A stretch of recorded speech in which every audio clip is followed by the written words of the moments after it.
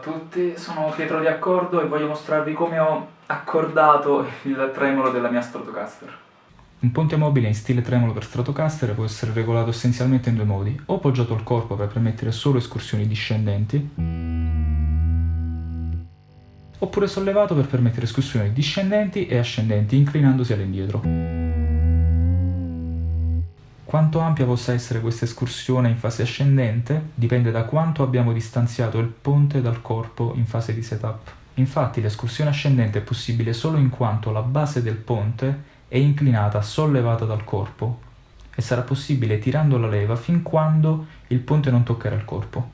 Questo spazio di pochi millimetri che distanzia il ponte dal corpo può essere tra virgolette accordato per permettere degli intervalli ben precisi sulle 6 corde. Molti di voi ricorderanno un vecchio video di Carl Verheyen girato per Dean Markley in cui dimostrava come è possibile ottenere una situazione del genere. Gli intervalli sulle singole corde ottenuti tirando la leva purtroppo non possono essere decisi individualmente, ma dipendono da una serie di caratteristiche costruttive delle corde e dello strumento in sé. Però è possibile trovare il migliore equilibrio che permetta un'escursione di, nell'ordine, un semitono, un tono e mezzo, un tono e più o meno un tono e mezzo. Questa situazione porta con sé una serie di benefici, oltre ad essere molto divertente da suonare, tra cui sembra migliorare la stabilità dell'accordatura. Inoltre si crea un equilibrio per cui, se il setup è fatto bene, le corde sono ben stirate e accordate, basterà dare una botta decisa verso l'alto alla leva per far recuperare un'accordatura persa per troppi bending o qualche giochetto un po' troppo estremo sulle corde. Chiaramente non parliamo di un recupero perfetto dell'accordatura, ma di qualcosa che permetterà, se non altro, di portare il pezzo a termine prima di poter accordare.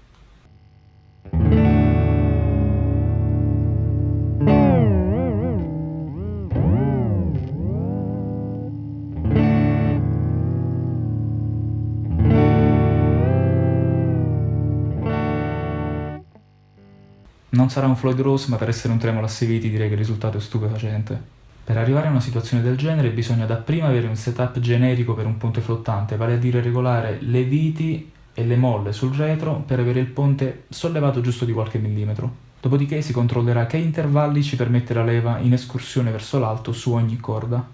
Accordatore alla mano, si accorda perfettamente tutto lo strumento e si va a pizzicare una corda alla volta, poi tirando la leva per vedere dove arriviamo.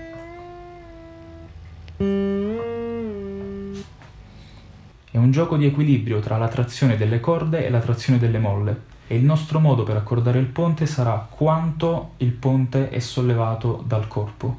Un ponte più sollevato permette un'escursione maggiore, un ponte meno sollevato permette un'escursione minore perché ha meno spazio tra ponte e corpo.